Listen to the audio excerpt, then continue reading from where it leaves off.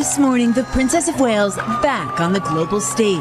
Kate's first international trip since her cancer recovery, stepping out on her own, a research trip of sorts, learning about a cause she cares deeply about.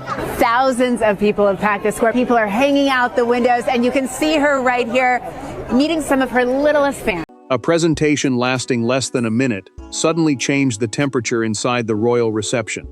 Catherine had expected a formal greeting, perhaps a few carefully chosen words. Instead, a Saudi prince stepped forward, carrying a velvet case reserved for something extraordinary. When he opened it, the room fell silent. The jewel inside had been prepared for a queen, but he did not turn toward Camilla. He placed it before Catherine and made his intention unmistakably clear. Before we go deeper into what this really means for the royal family, make sure to subscribe so you don't miss a single update. Prince Faisal Al Rashid had come prepared to make more than a polite gesture. During the reception, the fictional Saudi royal presented Catherine, Princess of Wales, with a one-of-a-kind emerald and diamond falcon brooch, commissioned as a ceremonial gift suitable for a queen.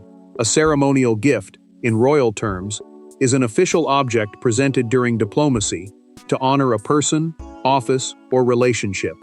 That distinction mattered because Faisal deliberately named Catherine as the recipient instead of Camilla. Catherine lowered her eyes to the open case, then looked toward Charles before touching anything. She felt no triumph. She felt trapped. "Are you certain?" she asked quietly. Faisal did not move the box. He answered calmly, making clear the choice had been considered before he entered the room. Catherine understood that rejecting it could embarrass him, but accepting it could create damage. Camilla caught the meaning quickly. The queen held her composure, yet her smile tightened as conversation faded. William barely looked at the jewel. He watched his wife, knowing she had been pushed into a choice she never requested. If Catherine refused, the Saudi prince could be slighted. If she accepted, critics could say she had stepped into symbolic territory belonging to Camilla. Faisal then delivered the words that turned discomfort into something far more dangerous. He said the gift was being placed with the woman his family believed represented the future continuity of the crown. The crown, here, meant the monarchy as an enduring institution, rather than the physical object worn at a coronation. William heard the phrase, Camilla heard it. Charles heard it too. A palace official moved toward Charles, expecting intervention. The king glanced at the aide and gave a small gesture telling him to remain where he was. Catherine noticed. Camilla did too. No correction came. No substitute recipient emerged. The velvet case closed, but the meaning stayed open.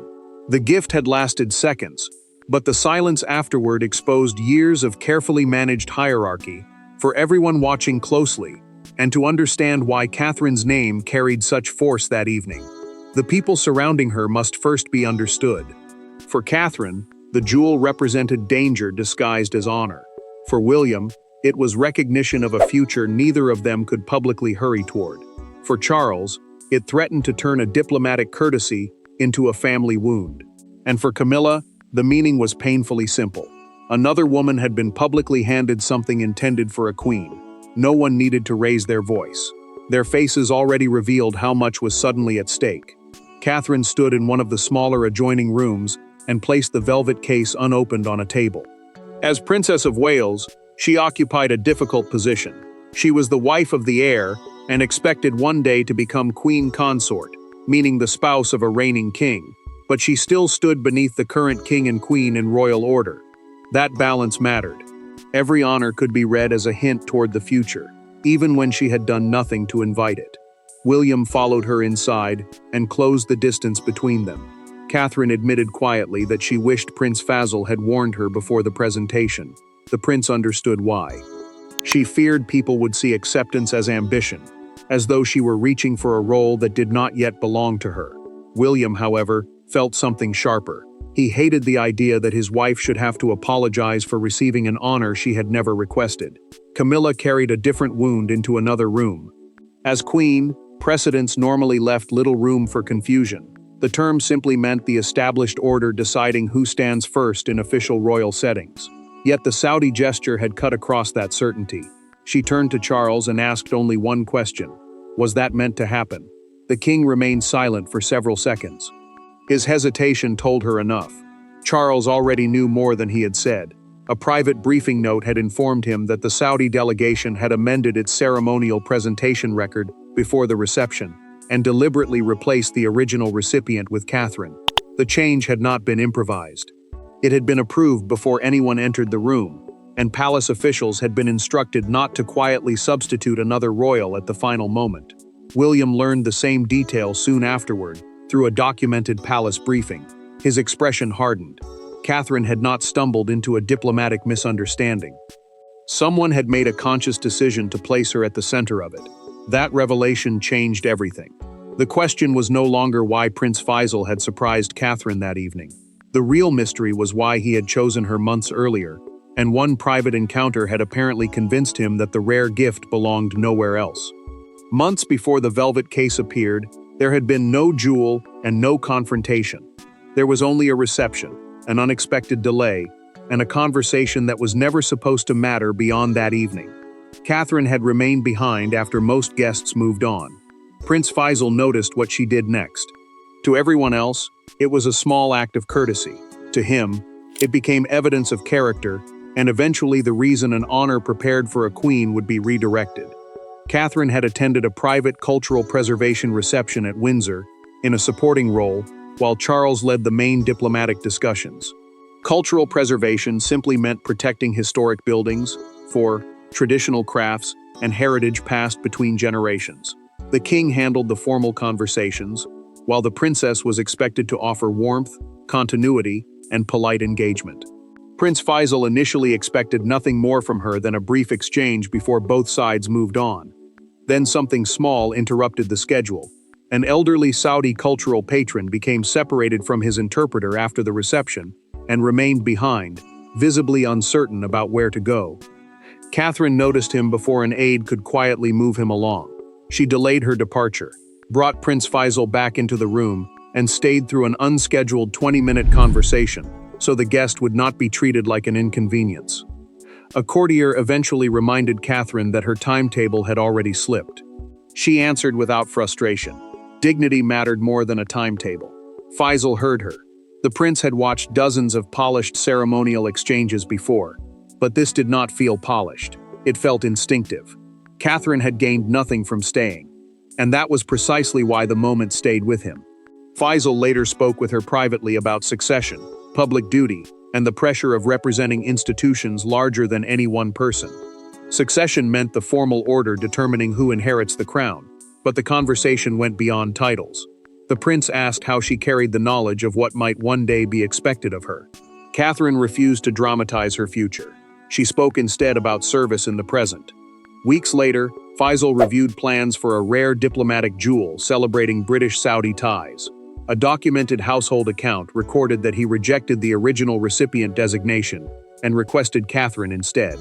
His written instruction was simple. The piece should honor continuity through service, not position alone. That sentence changed everything. Palace officials immediately understood its danger because it praised Catherine without attacking anyone else. Yet the comparison was impossible to ignore. The jewel had not been redirected because of confusion. It had been redirected because of a judgment, and once Camilla learned that truth, restraint finally gave way behind a closed door. Months before the velvet case appeared, there had been no jewel and no confrontation. There was only a reception, an unexpected delay, and a conversation that was never supposed to matter beyond that evening. Catherine had remained behind after most guests moved on. Prince Faisal noticed what she did next. To everyone else, it was a small act of courtesy. To him, it became evidence of character and eventually the reason an honor prepared for a queen would be redirected. Catherine had attended a private cultural preservation reception at Windsor in a supporting role, while Charles led the main diplomatic discussions. Cultural preservation simply meant protecting historic buildings, traditional crafts, and heritage passed between generations. The king handled the formal conversations, while the princess was expected to offer warmth, continuity, and polite engagement. Prince Faisal initially expected nothing more from her than a brief exchange before both sides moved on. Then something small interrupted the schedule. An elderly Saudi cultural patron became separated from his interpreter after the reception and remained behind, visibly uncertain about where to go. Catherine noticed him before an aide could quietly move him along. She delayed her departure, brought Prince Faisal back into the room, and stayed through an unscheduled 20-minute conversation so the guest would not be treated like an inconvenience. A courtier eventually reminded Catherine that her timetable had already slipped. She answered without frustration. Dignity mattered more than a timetable. Faisal heard her. The prince had watched dozens of polished ceremonial exchanges before, but this did not feel polished. It felt instinctive. Catherine had gained nothing from staying, and that was precisely why the moment stayed with him. Faisal later spoke with her privately about succession, public duty, and the pressure of representing institutions larger than any one person. Succession meant the formal order determining who inherits the crown, but the conversation went beyond titles. The prince asked how she carried the knowledge of what might one day be expected of her. Catherine refused to dramatize her future. She spoke instead about service in the present. Weeks later, Faisal reviewed plans for a rare diplomatic jewel celebrating British-Saudi ties. A documented household account recorded that he rejected the original recipient designation and requested Catherine instead. His written instruction was simple. The piece should honor continuity through service, not position alone. That sentence changed everything. Palace officials immediately understood its danger, because it praised Catherine without attacking anyone else. Yet the comparison was impossible to ignore. The jewel had not been redirected because of confusion. It had been redirected because of a judgment, and once Camilla learned that truth, restraint finally gave way behind a closed door. By the following morning, the gift was no longer Catherine's problem alone. A file had reached Charles, containing the presentation note, the diplomatic wording, and the protocol implications. One signature could calm the palace or deepen the fracture. The king had spent decades preparing to protect the institution from unnecessary drama. Now protecting the institution required choosing between two interpretations, and either choice risked hurting someone standing at the center of his family. Charles sat alone with the briefing file open in front of him. 3 options had been reduced to a few carefully written lines. Recognize Catherine as the official recipient, place the jewel indefinitely into crown custody, or ask for a diplomatic reinterpretation that would connect it instead with Camilla. Crown custody simply meant the object would be formally controlled by the royal institution, rather than treated as an ordinary personal possession. None of the choices felt clean. The king removed his glasses and placed his pen beside the signature line without touching it. Advisors had already warned him that asking Prince Faisal to change the meaning of the gift after presenting it could create a diplomatic insult. What looked like a family compromise inside the palace could appear, from the Saudi side, as a rejection of a deliberate gesture. Charles understood that perfectly. He also understood what doing nothing would mean for Camilla. William entered only after his father invited him. Charles asked the question directly. Did Catherine actually want the jewel? The prince did not hesitate. That isn't the point. He told the king that his wife was being forced to carry the emotional consequences of a decision she had never made. William believed Catherine was being treated as though receiving admiration was somehow an offense. Charles pushed back. The monarch reminded his son that royalty survives because individuals sometimes accept discomfort to protect the larger institution. William understood the argument, but he refused to accept that protection should always require Catherine to shrink herself. The king heard the frustration clearly. He was trapped between protecting Camilla from humiliation and refusing to diminish the woman who would one day stand beside his son. Then a second communication arrived from Faisal's office. The documented message removed any remaining doubt. The brooch had been designed for Catherine to wear at a future British-Saudi cultural engagement. The intention was explicit. Charles finally reached for the pen. He ordered the gift formally registered for Catherine's royal use, while long-term ownership would follow palace procedure. He would not rewrite the giver's intention. The paperwork was settled. The family was not. And when Camilla learned what Charles had decided, the silence surrounding the jewel was about to become far more painful. There was no shouting when Camilla received the decision. That made the moment more painful. She read the short note once, then again, as though a different meaning might emerge from the same words. It did not. Catherine would remain the named recipient. Charles would not ask the Saudi prince to reverse himself. Around the palace, officials moved on to schedules and briefings. Inside the family, however, something had shifted, and everyone could feel it. Camilla placed the written determination beside her untouched tea and slowly removed the bracelet she had been adjusting. The ruling was procedural, meaning it dealt with how the gift would be officially handled, rather than declaring one woman more worthy than another. Charles had not reduced the Queen's status. He had simply refused to change Prince Faisal's stated intention. The jewel would also remain secured until its ceremonial use was properly recorded, keeping Catherine from appearing to celebrate the controversy. Charles entered quietly and found her still sitting there. Camilla looked at him and asked why he could not have found another way. The king answered that another way would have required embarrassing Catherine or contradicting a guest whose intention had already been made clear. She heard the logic, but it did not soften the wound. "Everyone seems worried about Catherine's embarrassment," the Queen said, "except Catherine herself." Catherine was, in fact, carrying more guilt than Camilla knew. She told William privately that she would rather never wear the brooch than allow it to become a weapon used against the Queen. The princess had not asked for the gift, but she could already feel the story growing beyond her control. To her, silence seemed safer. William surprised her by refusing that solution. The prince told her that permanently hiding the jewel would send an even worse message.